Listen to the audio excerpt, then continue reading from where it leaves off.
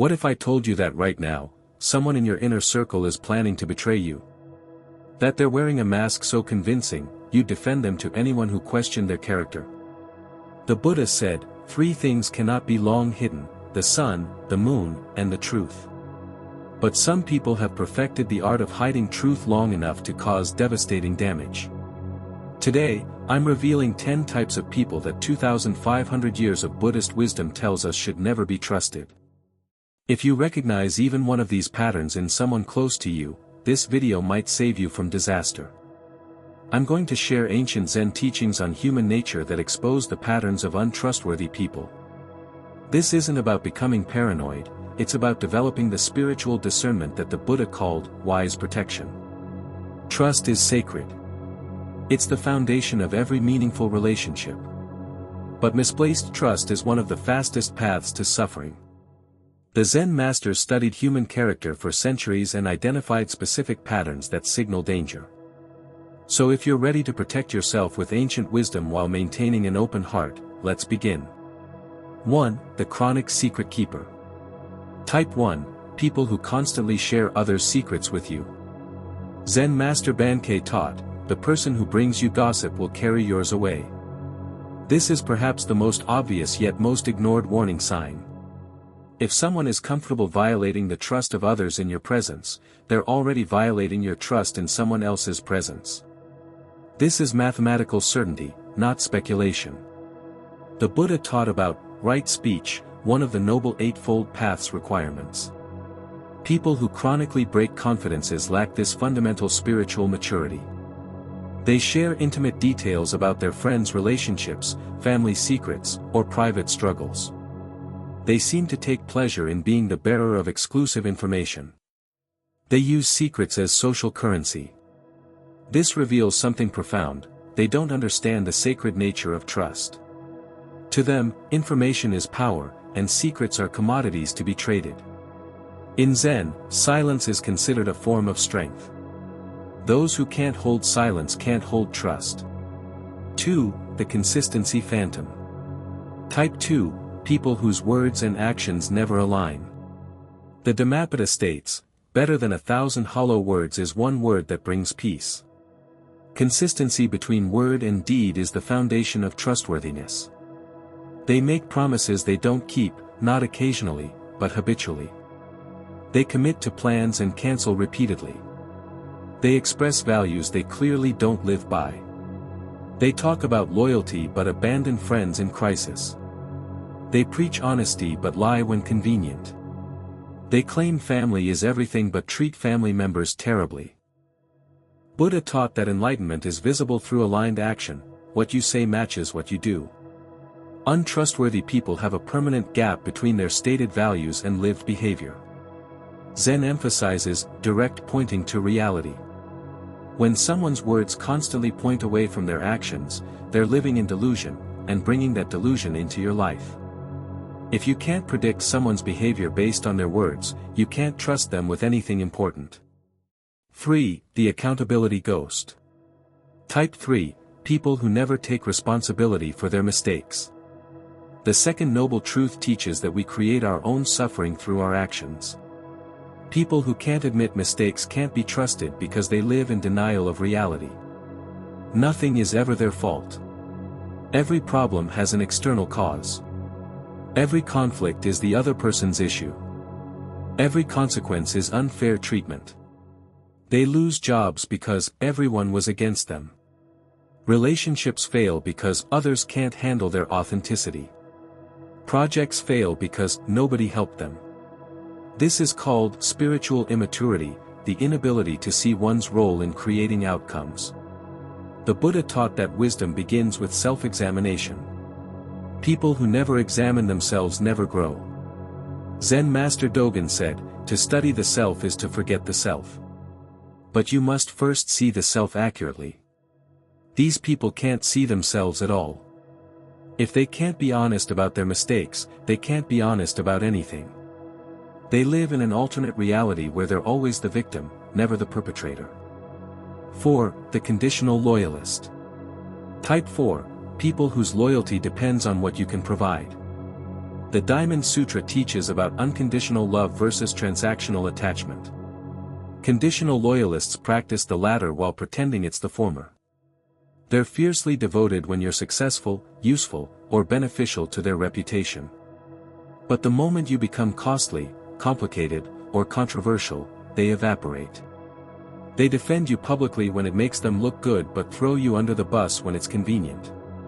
They support you through easy times but abandon you during crisis.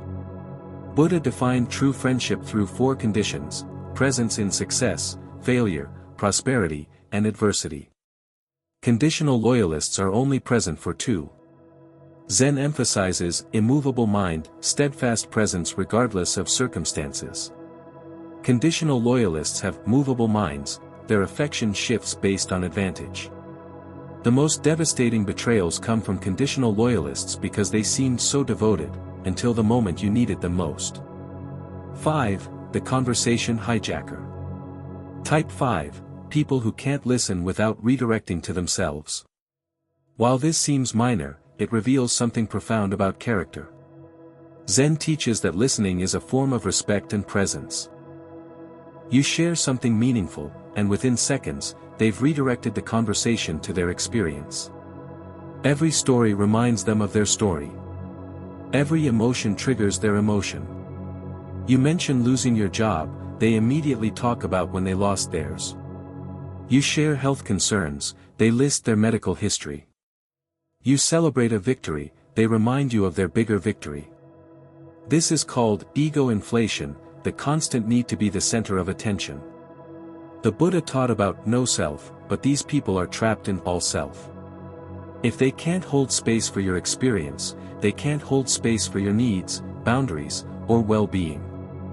Everything eventually becomes about them. True listening is an act of love. The inability to listen is an act of spiritual poverty. 6. The triangulator. Type 6. People who create drama by playing people against each other. The Buddha taught about right speech, communication that unifies rather than divides. Triangulators specialize in division. They tell person A what person B said about them, then tell person B what person A said. They create conflict between people who were previously harmonious. In families, they pit siblings against each other. In workplaces, they create rivalry between colleagues. In friend groups, they manufacture feuds. This violates the principle of Sangha, spiritual community built on harmony. Triangulators are community destroyers who thrive on chaos.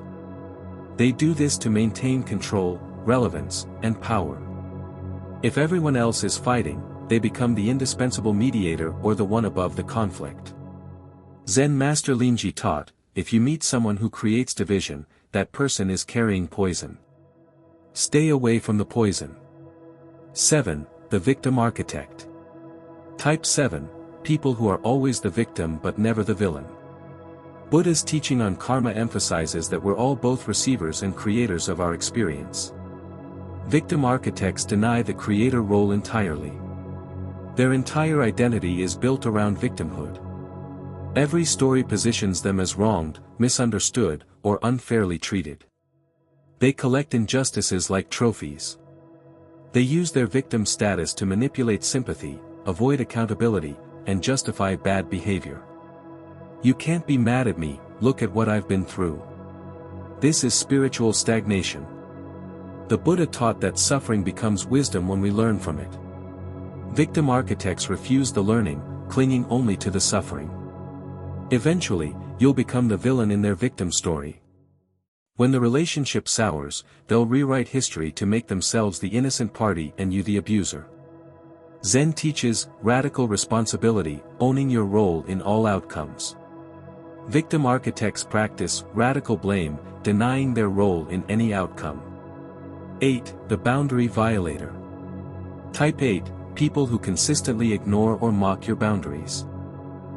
The Tao Te Ching teaches about natural boundaries, the banks that give rivers their power. People who violate boundaries are flooding your sacred space. You ask for space, they contact you constantly. You request privacy, they pry relentlessly. You set a limit, they test it immediately. You say, "I need time to think," they demand immediate answers. You express discomfort with a topic, they bring it up repeatedly. You ask them to stop a behavior, they do it more. Buddha taught about right action, behavior that respects others' autonomy. Boundary violators lack this fundamental respect. This isn't just inconsideration, it's a power play. They're testing whether your boundaries are real or just suggestions they can override. Zen master Yunmen taught, every day is a good day. But not with people who violate your sacred space. They turn every day into an invasion. If they don't respect your boundaries, they don't respect you. Period. 9. The crisis manufacturer. Type 9. People who create constant chaos and drama. Buddha taught about the middle path, balance and moderation. Crisis manufacturers live at perpetual extremes. There's always an emergency, always drama, always catastrophe. Their life is a never-ending soap opera with them as the star. Every week brings a new crisis that requires everyone's immediate attention. Every relationship is intense and volatile. Every situation becomes dramatic. This violates the principle of equanimity, peaceful equilibrium in the face of life's ups and downs. They actively create the instability they claim to hate. Crisis and drama make them feel alive, important, and relevant. Peace feels like death to them, so they unconsciously sabotage stability. Zen emphasizes, still water reflects clearly. Constantly turbulent water reflects nothing. These people can't reflect because they won't be still. They'll eventually drag you into their chaos. Their crisis will become your crisis. Their drama will consume your peace. 10. The truth stretcher. Type 10. People who lie about small, inconsequential things. This is perhaps the most important warning sign. Buddha taught that small lies reveal character more than big ones. They embellish stories, exaggerate accomplishments, or lie about trivial details. None of it seems consequential, so people overlook it. If someone lies when there's nothing to gain and no risk of being caught, they're lying habitually. It's not strategic, it's character. The 5 precepts include, abstaining from false speech. People who can't be truthful about small things won't be truthful about big things. Lying about insignificant things is practice for lying about significant things. They're honing their skill on low-stakes situations. Zen master Joshu taught, if you want to understand Zen, pay attention to small things. If you want to understand character, pay attention to small lies. Someone who lies unnecessarily will definitely lie when it's necessary. Trust is indivisible, once broken in small ways, it's broken completely. The Zen Protection Framework. Now that you know these 10 types, how do you protect yourself? First, trust Buddha's teaching on gradual trust. Don't give complete trust immediately. Let people earn it through consistent behavior over time. Second, practice what Zen calls, observe without attachment. Watch people's patterns without getting emotionally invested in who you want them to be. Third, honor your intuition. Your nervous system often detects these patterns before your conscious mind acknowledges them. Fourth, implement the 3-strike awareness. 1 instance could be a mistake. 2 is a pattern. 3 is character. Fifth, don't confuse potential with reality. Trust who people are right now, not who they might become if they change. Sixth, practice compassionate distance. You can have goodwill towards someone without giving them access to your life.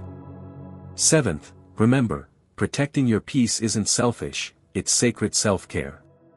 But here's the critical wisdom, these 10 types aren't inherently evil.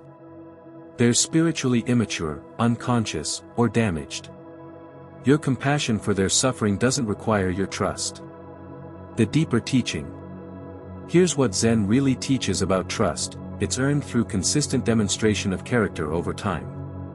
Before we judge others too harshly, examine yourself, do you exhibit any of these patterns? We all have tendencies towards some of these behaviors when we're unconscious. The goal isn't to become suspicious and closed. It's to become discerning and wise. Trust deeply, but trust wisely. Use these 10 types as a mirror, not a weapon. Let them show you who deserves your trust, but also where you need to grow in trustworthiness yourself. The Buddha surrounded himself with carefully chosen disciples. Even spiritual masters exercise discernment about who gets close to them. Your energy is sacred. Your peace is precious. Your trust is a gift. Give it wisely. If these 10 types opened your eyes to patterns you've been ignoring, share this video with someone who needs this protection wisdom. Sometimes we need validation to trust what we've been sensing. Drop a comment, which type have you encountered most often?